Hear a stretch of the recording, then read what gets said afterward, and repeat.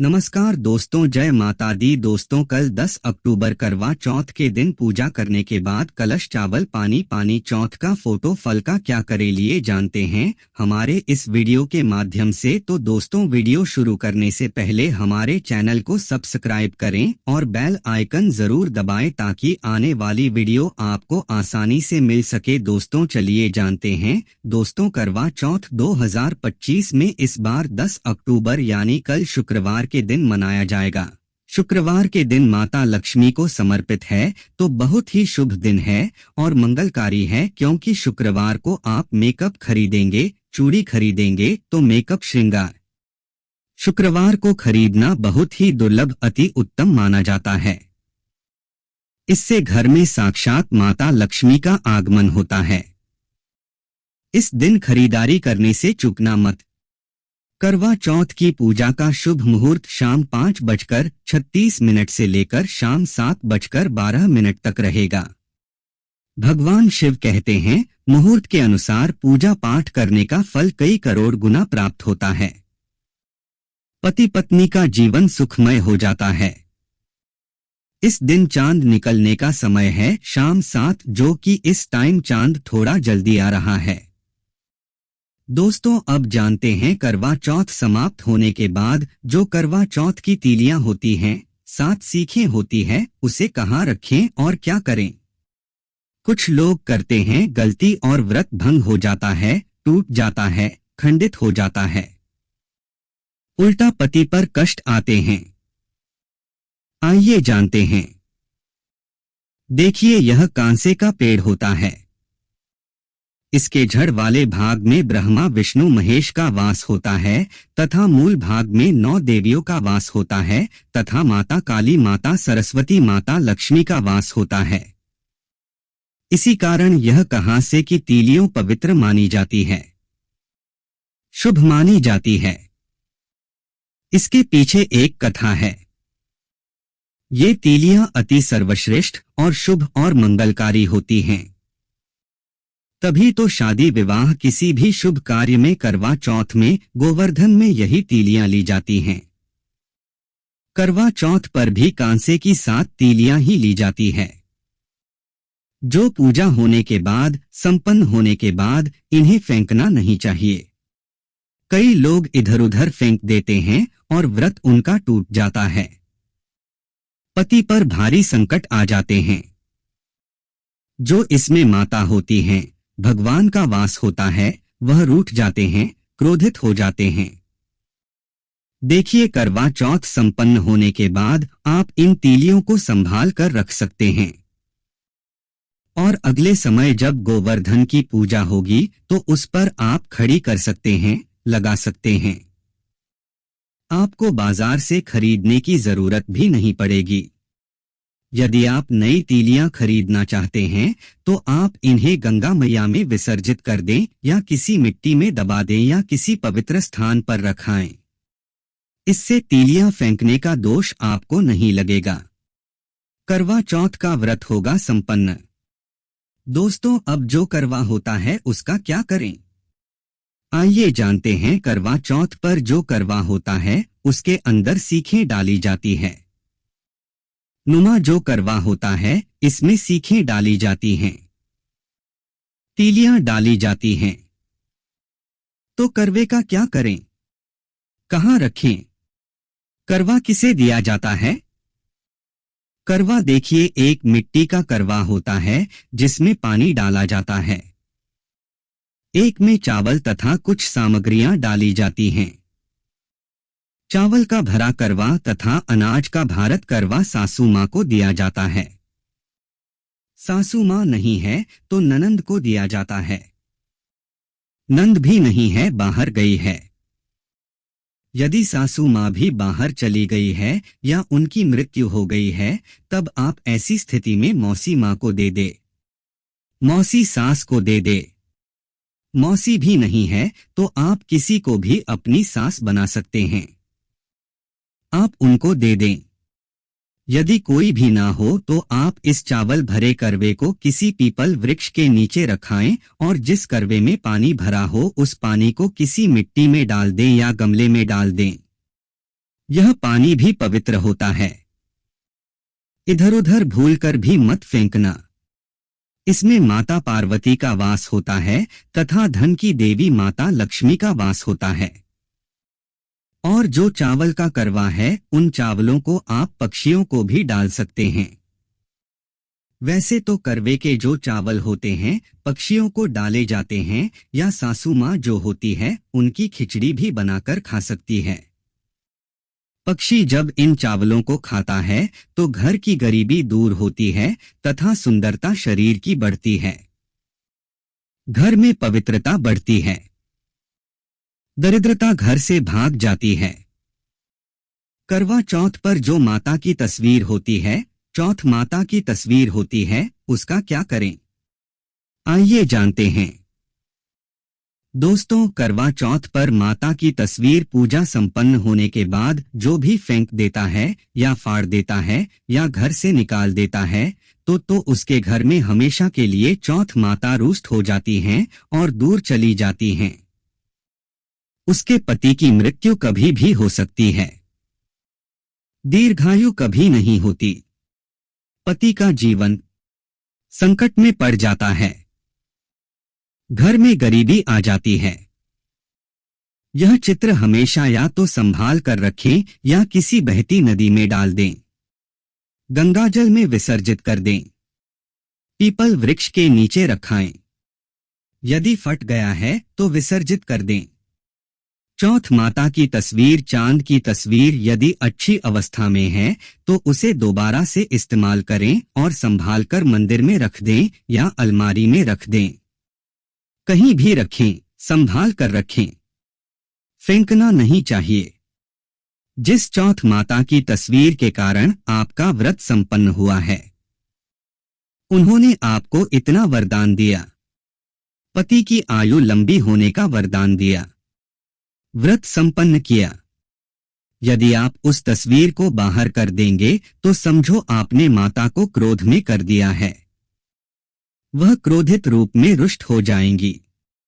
एक पल भी आपके घर की ओर नहीं देखेंगी तो सतर्क रहें। सावधान रहे, तस्वीर को इधर उधर ना फेंके। संभाल कर रखें और करवा चौथ की चौकी पर जो फल रखे होते हैं आप उन्हें परिवार में वितरित करें। पति को खिलाएं, सासू माँ को खिलाएं। इससे प्यार बढ़ता है, रिश्ते मजबूत होते हैं, बीमारियां दूर होती हैं, परिवार की आयु बढ़ती है, परिवार में मधुरता तेजी से बढ़ जाती है।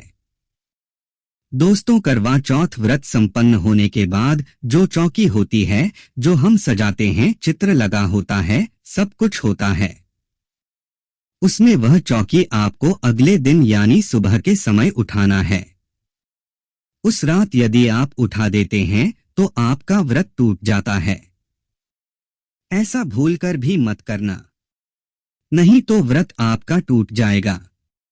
पति पर भारी संकट आ जाएंगे, दोष लग जाएगा। उस वक्त माता जी, चौथ माता विश्राम अवस्था में होती है, आराम कर रही होती हैं। चौकी पर उनका आसन बन जाता है तो उन्हें जगाना अच्छा नहीं। वह बैठी हुई होती है, उस चौकी पर अपना आसन ली हुई होती है। उन्हें क्रोधित नहीं करना चाहिए। सुबह के समय करवा चौथ की जो चौकी होती है, माता से आशीर्वाद लेने के बाद उठाना चाहिए। सुबह आप साफ कर सकते हैं, लेकिन रात में भूलकर भी नहीं, भयंकर दोष लगेगा। दोस्तों, आइए अब जानते हैं करवा चौथ के दिन खाने में ऐसा क्या नहीं बनाना चाहिए जिससे कि व्रत ना टूटे और घर में तेजी से धन की वर्षा हो। कई लोग करवा चौथ पर गलत खाना बना लेते हैं जिसे माता रानी नहीं खाती। चौथ माता नाराज होती है। आइए जानते हैं। दोस्तों, सबसे पहले आप यह जान ले कि करवा चौथ पर क्या गलतियां नहीं करनी चाहिए। एक, सुहाग न महिला को अपने पति की निशानी कभी किसी पराई स्त्री को नहीं देनी चाहिए। इसे शास्त्रों में अशुभ माना जाता है। जैसे शादी का जोड़ा, माथे की बिंदिया, सिंदूर, मंगलसूत्र, पायल, पैरों के बिछिया। आपकी शादी की चुन्नी जो कि बहुत महत्व रखती है। ऐसे में कोई भी 16 श्रृंगारों में से कोई भी एक चीज कभी किसी पराई स्त्री को नहीं देनी चाहिए। शास्त्रों में इसे अच्छा नहीं माना जाता क्योंकि यह आपके पति की निशानी है। लेकिन हाँ, आप किसी को नया वस्त्र या नया श्रृंगार दे सकती है। लेकिन आप अपना कभी ना दें, अन्यथा पति पर संकट आ सकते हैं। आप दोनों के बीच में दूरियां पैदा हो सकती हैं। पति पत्नी में प्रेम कम हो सकता है और हम बिल्कुल भी नहीं चाहते कि पति पत्नी में प्रेम कम हो जाए। इसीलिए थोड़ा संयम नियम का पालन जरूर करें। दोस्तों, अब जानते हैं खासकर वह चौथ पर ऐसे कौन से कपड़े नहीं पहनने चाहिए जिसके कारण व्रत कभी ना टूटे, पति पर कोई भी संकट ना आए। तो चलिए यह भी जान लेते हैं।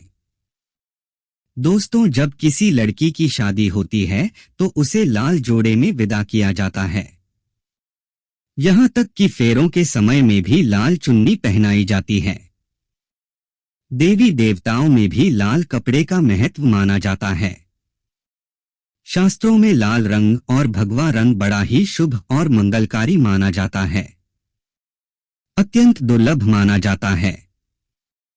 लेकिन इसी के साथ ही क्या आप जानते हैं, खास तौर पर करवा चौथ के दिन एकदम सफाचट सफेद साड़ी, सफेद सूट, फिर चाहे उस पर मोती ही क्यों ना लगे, आपको करवा चौथ पर कतई नहीं पहनने चाहिए। क्योंकि यह रंग स्त्री के विधवा होने का रूप होता है और बात जब करवा चौथ की हो तो सफेद वस्त्र कभी नहीं पहनना चाहिए। यहाँ तक कि उपहार में भी एक व्यक्ति को महिला को सफेद वस्त्र नहीं देना चाहिए, बहुत ही अशुभ माना जाता है। दोस्तों, खास करवा चौथ पर अगर आपका शादी का जोड़ा रखा हुआ है तो उसे पहनकर इस व्रत को करने से बहुत ही शुभ माना जाता है। शादी का जोड़ा करवा चौथ पर जब कोई महिला पहनती है तो इससे पति को बहुत खुशी होती है। साथ ही साथ माता पार्वती का मिलता है आशीर्वाद, क्योंकि यह जोड़ा आपके अटूट प्रेम की निशानी है और मंत्रों से बंधा होता है तथा बुजुर्गों के आशीर्वाद के साथ और देवी देवताओं का माता का आशीर्वाद मिला होता है। इसीलिए शादी का जोड़ा खास करवा चौथ पर जरूर पहनना चाहिए। ऐसे में अगर आपके पास शादी का जोड़ा नहीं है तो आप बाजार से भी लाल चुन्नी, लाल कपड़े पहन सकती हैं। दोस्तों, खास करवा चौथ पर लाल रंग का जोड़ा, भगवा रंग, हरा, पीला, गुलाबी, इन सभी रंगों के कपड़े पहने जा सकते हैं, जो कि यह रंग गलत नहीं होते। स्त्री को पाप और ऐसे में करवा चौथ का व्रत भी सफल कभी नहीं होता। तो चलिए जानते हैं। दोस्तों, न सबसे पहले आपको बता दें, जब भी आप सिंदूर लगाएं तो माता पार्वती का ध्यान अवश्य करें, क्योंकि माता पार्वती ही अखंड सौभाग्यवती का वरदान देती है। दोस्तों, खासकर करवा चौथ पर आप ऐसी गलती कभी ना करें। कम से कम आज के दिन माथे पर भरपूर मात्रा में जितना लंबा हो सके माथे पर सिंदूर लगाना चाहिए। ऐसा दृश्य देखकर माता पार्वती अति प्रसन्न होती है और देती है अखंड सौभाग्यवती का वरदान। माता पार्वती को बहुत खुशी होती है जब कोई स्त्री भरपूर मात्रा में सिंदूर लगाती है। दोस्तों, कई लोग फैशन के लिए माथे पर शाट सिंदूर लगाना पसंद करते हैं, लेकिन शास्त्रों में ऐसा बिल्कुल भी नहीं बताया गया है। खासकर ऐसी स्त्रियों को माता पार्वती बिल्कुल भी पसंद नहीं करती। अगर आप हल्का सा सिंदूर लगाती हैं तो इससे आपके पति पर हमेशा विपदाएं बनी रहेंगी। आपका पति किसी पराई स्त्री की ओर आकर्षित हो सकता है। आप दोनों के बीच में दूरियां पैदा हो सकती हैं। आपके पति के कई संबंध हो सकते हैं। शास्त्रों में कहा जाता है कि भरपूर मात्रा में माथे पर सिंदूर लगाने से पति पत्नी में प्रेम और बढ़ जाता है। पति भी होता है आकर्षित, मिलता है लंबी उम्र का वरदान। इसीलिए कम से कम खासकर करवा चौथ पर ऐसी गलती कभी ना करें। दोस्तों, सिंदूर की डिबिया अगर हाथों से गिर जाए तो यह भी शुभ लक्षण नहीं होते। अगर ऐसा हो जाए तो माता पार्वती को याद अवश्य करें, बला टल जाती है। साथ ही साथ सुहागिन महिला को अपना इस्तेमाल किया गया सिंदूर कभी किसी को नहीं देना चाहिए, क्योंकि यह आपके पति की निशानी है। ऐसा करने से पति भटक जाता है। दोनों के बीच आती है भारी विपदाएं। दोस्तों, अगर आपका पति आपकी मांग में सिंदूर भरता है तो यह बहुत ही शुभ माना जाता है। माता पार्वती अति प्रसन्न होती है और मिलता है 7 जन्मों तक का साथ। यह दृश्य इस बात का इशारा करता है कि आपका पति आपसे बहुत प्रेम करता है। वीडियो अच्छी लगे तो कमेंट में जय माता लक्ष्मी जरूर लिखना। धन्यवाद।